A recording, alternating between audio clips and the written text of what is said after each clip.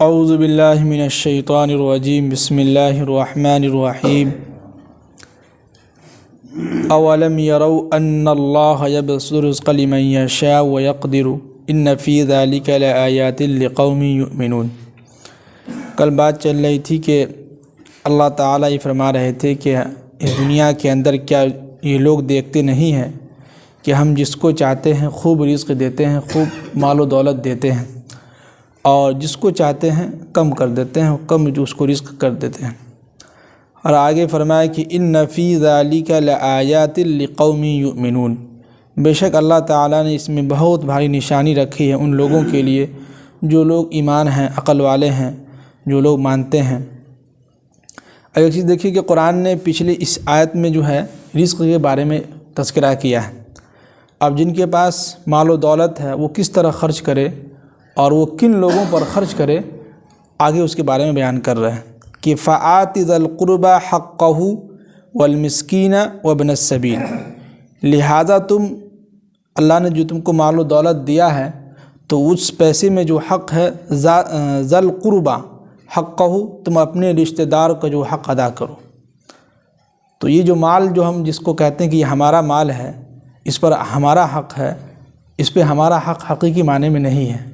یہ مال اللہ کا دیا ہوا ہے، اور اس مال میں سب سے زیادہ حق ان لوگوں کا ہے جو آپ کے رشتہ دار میں غریب ہیں، جو آپ کے رشتہ دار میں کم جو ہے پیسے والا ہے، وہ پریشانی کے عالم میں ہے، تو آپ ان کا کیا کیجئے، حقہ، ان کا حق ادا کیجئے۔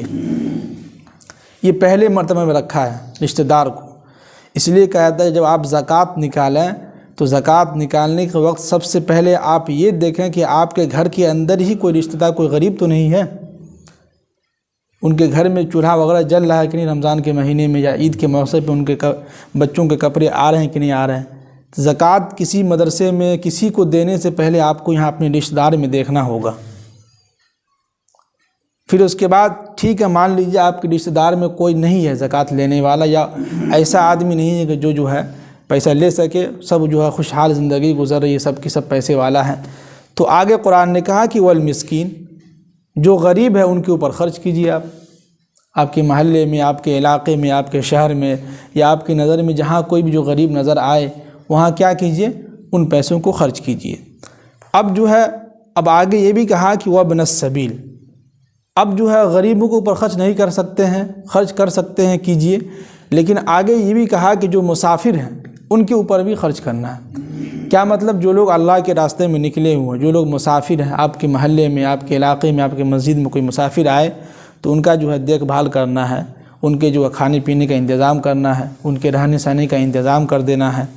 اور جو اللہ کے راستے میں نکلے ہوئے ہیں ان لوگوں کو کیا کرنا ہے، جیسے کہ مسافر آپ کے گھر پہ آ گیا یا کوئی مسجد میں آ گیا تو ہماری ذمہ داری بنتی ہے کہ سب سے پہلے ہم کیا کریں، ان سے پوچھیں کھانے پینے کے بارے میں، ان سے پوچھیں کہ جو آپ کہاں سے آئے ہیں، کیسے آئے ہیں، تو جو ہے پہلے یہ حق بنتا ہے۔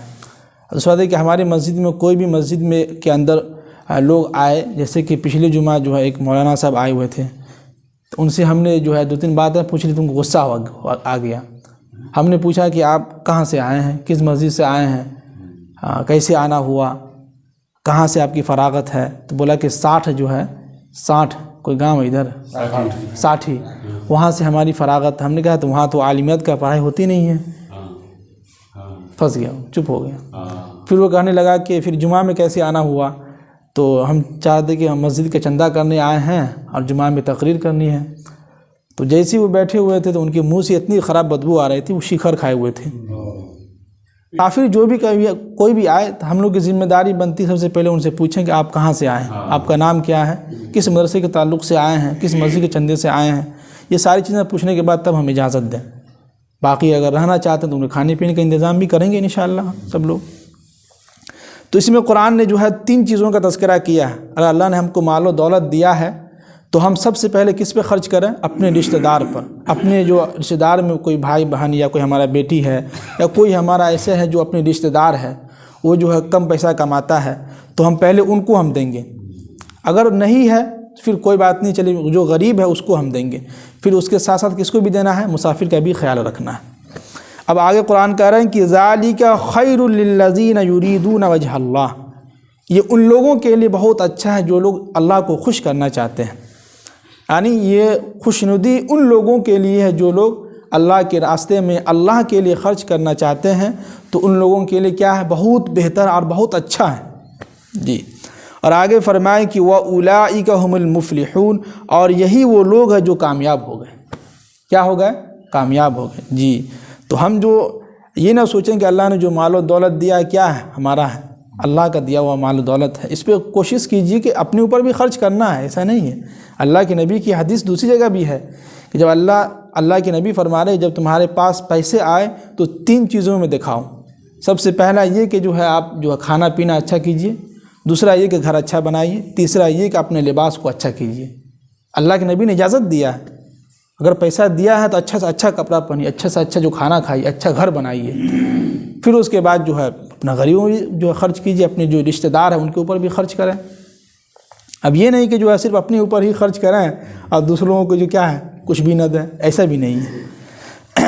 اب آگے فرمائے کہ وَمَا آتَيْتُم مِّن رِّبًا لِّيَرْبُوَ فِي أَمْوَالِ النَّاسِ، اور جو لوگ اپنے پیسے کو دوسرے لوگوں کو دے کر اس پیسے میں شامل کرتے ہیں کہ وہ ہمارے مال میں کیا ہو، اضافہ ہو۔ تو یہاں پہ ربا کے معنی جو استعمال کیا یہ سود کے معنی میں آتا ہے۔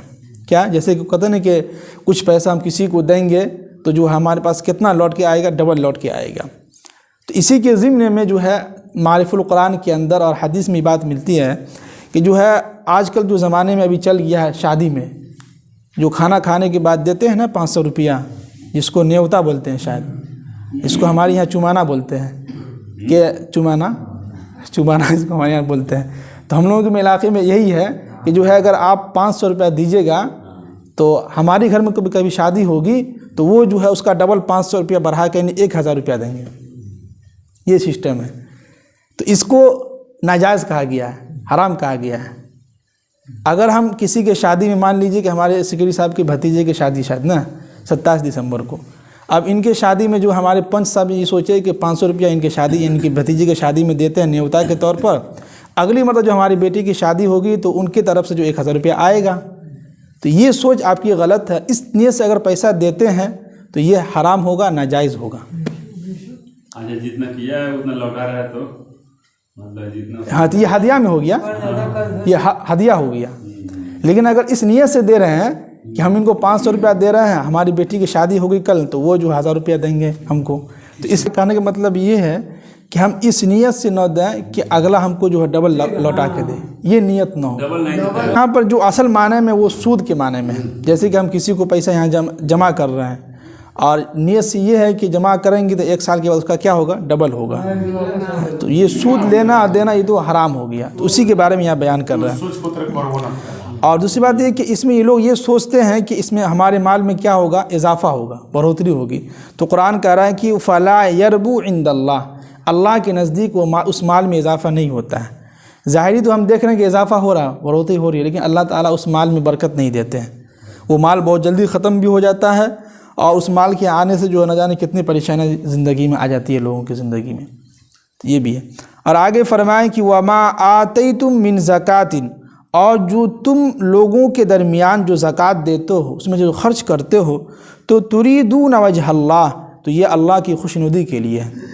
اللہ کو کیا ہے، خوش کرنے کے ارادے سے ہو، اللہ کو خوش کرنے کی نیت سے اگر ہم دے رہے ہیں تو قرآن کہہ رہا ہے کہ فَأُولَٰئِكَ هُمُ الْمُضْعِفُونَ، تو اللہ تعالیٰ ان کے مال میں خوب اضافہ کریں گے۔ اور حدیث میں یہ بات ملتی ہے کہ اگر کوئی شخص جو ہے صدقہ زکوٰۃ دیتا ہے تو اس زکوٰۃ کے مال میں اس کو جو ثواب ملے گا 700 گنا اس کا اضافہ ہوگا۔ اللہ اکبر۔ اگر ہم 1 روپیہ بھی زکوٰۃ دیتے مان لیجئے تو اس کا گنا 700 گنا جو اللہ تعالیٰ ہم کو اس کے بدلے میں دیں گے۔ تو ہم کیوں نہ ہم زکوٰۃ جو خرچ کریں، زکوٰۃ جو ادا کریں۔ اور آگے فرمائیں کہ اللہ الذی خلقکم، اے لوگو یاد رکھو کہ اللہ وہ ہے جس نے تمہیں پیدا کیا ہے، ثم رزقکم، پھر تمہیں رزق دیتا ہے، ثم یمیتکم، پھر تمہیں موت دے گا، ثم یحییکم، پھر تمہیں زندہ کرے گا کل قیامت کے دن۔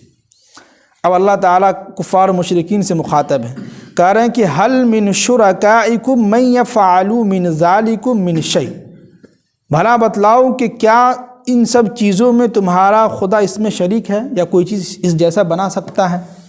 یعنی کہ جو اللہ نے جو کہہ رہے ہیں کہ اللہ تعالیٰ کہ ہم نے تم کو پیدا کیا، پھر ثم رزقکم، پھر تمہیں رزق بھی دیتے ہیں، ثم یمیتکم، تمہیں ہم موت بھی دیں گے، ثم یحییکم، پھر تمہیں زندہ بھی کریں گے۔ تو یہ ساری چیزیں تمہارا یہ خدا کر رہا ہے، یہ کہنے کا مطلب ہے۔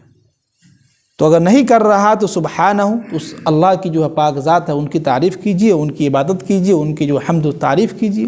اور وتعالی عما یشرکون، اور اللہ تعالیٰ ان سب چیزوں سے، ان شرکوں سے کیا ہے، بہت ہی بالا تر ہے۔ ان سب چیزوں کا شرک جو ہے ارتکاب کرنے کا کوئی ہمیں اجازت نہیں دیتا ہے۔ تو ان سمجھیے کہ آدھے صفحے کے اندر اللہ تعالیٰ سب سے اہم جو ہمیں بتلایا، پیغام دیا، وہ یہ کہ اگر اللہ نے ہم کو مال و دولت دیا ہے تو ہم کیا کریں، سب سے پہلے جو ہے اپنے رشتہ داروں کا جو حق وہ ادا کریں۔